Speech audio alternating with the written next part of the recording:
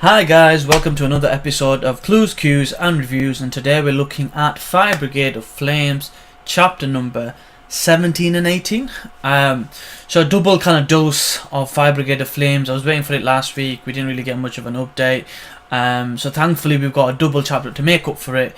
And really what this is, it's a very Shinra centric base of chapters, and really covers the fight between Shinra and Hibana. So I was guessing it was going to go in this direction. I was hoping for it to be longer, but I'll take anything right now. I was loving the chapter. I want to give a based on a few things that really kind of hit home with myself. I'm going to give this an 8 out of 10. 7 or 8 is where I'm getting at, and I'll give my thoughts. But yeah, that is the initial introduction. Let's get on to the review.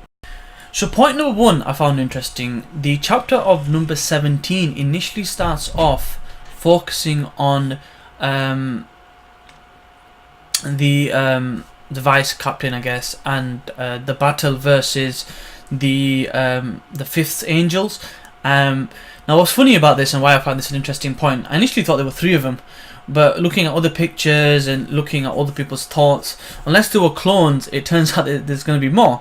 So what this does is this confirms that either it's a play on words, or it's like a rhyme, or there really is a lot of Fifth Angels. So I thought it might be 3 like Charlie's Angels, but basically Mafiosi wipes the floor with all of them. And she goes, there's way too many numbers. Goes, yeah, I've counted 10 you've defeated. Now there's one still up, so is that counted in that 10 or not? You could say it's 10 or 11. And then later on Shinra goes in to find out what's going on with Hibana and the sister. He beats 3 more, so is there 13 or 14, or is there more? So there's more than 3 Fifth Angels, basically. That's point number 1.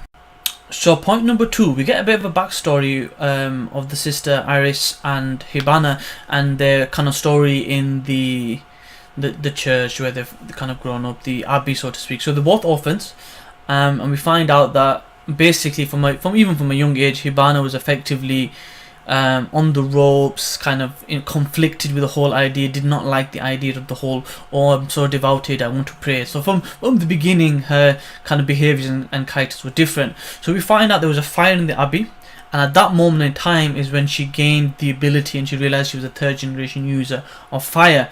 So at that point she changed, and she realised all these people have been praying and they got nothing. Look at me, I don't even really like praying, and I've got this ability to survive. So effectively that kind of opened her eyes to look at things in a different way, which unfortunately led her down the path where she's now, where she doesn't really believe in a god, and she's effectively crazy, I guess. And that's point number 2.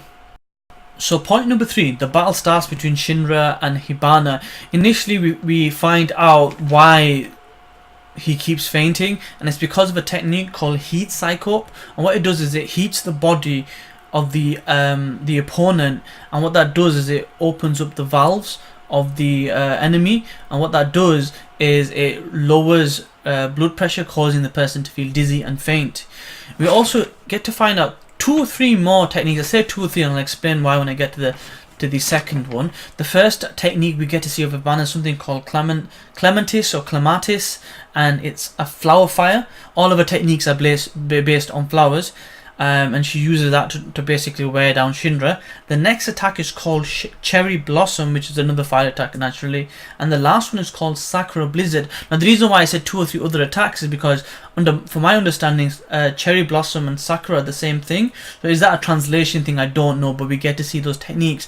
So we get to see that there is a variety to these people. It's not like a one-trick pony. You can manipulate your fire manipulation technique to do a multiple of different techniques, and she's basically used these to really batter Shinra down in this battle. But that's what we get. That's point number 3 with the tech. So point number 4. Point number 4 is Shinra's side, I guess, to the battle. He is, for all intents and purposes, struggling. He's showing that he's very driven and determined, and even though he's like dizzy and he's fumbling and everything else, and he's not really doing what he's meant to be doing, he still stays strong. He stays to his ideals. He kind of wants to get through this ordeal, and he says, look, I'm going to do this. I'm going to open your eyes. I'm going to go through everything. So every single attack Hibana throws at him, he takes it, he endures, he comes back, takes the first one, gets back up, takes the next one, falls over, gets back up, and he does that through all the techniques that are shown, which by no means are weak. They're actually really powerful, which shows you the endurance and the pain threshold that Shinra has because of his determination. And by the end of it, it's a funny scene. It kind of rushes in. He goes, "I'm gonna be the one that's gonna open your eyes. I'm gonna be that man." Pow! Knocks her out.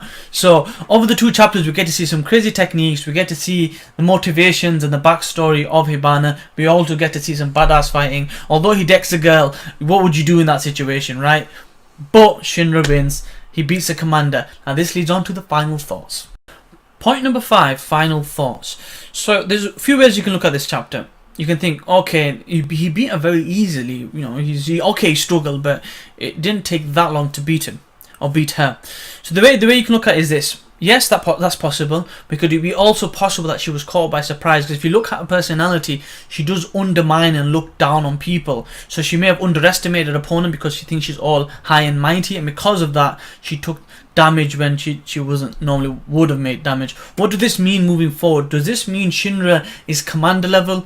It's very hard to determine that right now, being that we've only seen one commander in action, and then that's a short kind of span of what we can see of them. Plus, we don't know if this was a surprise thing or she actually was really going all out. What this also doesn't show is how she compares to the other commanders, because bearing in mind, we've seen the 8th commander, we've seen the 5th commander, we might have seen a few of the others, but we don't know how powerful they are. So there is that. At the same time, we don't know if she's going to get stronger. Because like in many stories, we see people, they fumble, they go down, they find out they're not at where they need to be, they get trained and they get stronger. Could this happen with Hibana as well? We'll have to wait and see, I guess. And at the same time, does this mean that she's going to become good, or she's going to, her story's ended? We don't know any of this. We will really have to wait and see what's going to happen next. So the next chapter is meant to be about flowers, so hopefully we'll get some type of reconciliation, and we'll get to find out where the actual battalion commander is, because he didn't really get involved in any of this. But I'm hoping we also get some more information about the past, about this mystery, about this conspiracy, and about the whole thing with flame people. We're gonna have to wait and see, like I said before. If you enjoy these chapters, if you enjoyed anything I had to say, please leave me a thumbs up and leave anything of encouragement in the comment section below. If there's something you've disliked, you're more than welcome to give me a dislike, but let me know how I could improve, and give me a thumbs down if you have to. And if you haven't already, please subscribe. I will leave a link in the description below if you don't want to go through my main channel and do it that way. See, I'm catering to lazy people as well. But in any case, thank you very much for your time. Hope you enjoyed it. You will see more from me.